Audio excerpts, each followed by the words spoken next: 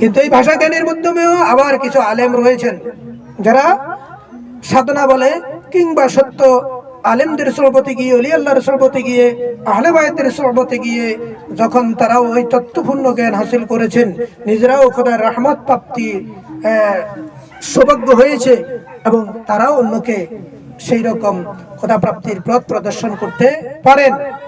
কিন্তু যারা প্রকৃত তত্ত্বজ্ঞান নেই, প্রকৃত তত্ত্বজ্ঞানীর সোহবতেও যাননি, শুধু ভাষা জ্ঞান জানেন, সরলা কণ্ঠে ওয়াজ করতে জানেন, ভাষা ব্যাকরণ সুন্দরভাবে পণ্ডিত্যের মাধ্যমে ব্যাখ্যা বিশ্লেষণ করতে পারেন, তাদেরকে প্রকৃত আলেম ভাবা যাবে না। আরবি ভাষা জানা মানেই আলেম না, এইটুকু মাথায় রাখবেন। আলেম ওই ব্যক্তি, অর্থাৎ আল্লাহ রাসূলের প্রাপ্তির জ্ঞানের মাধ্যমে।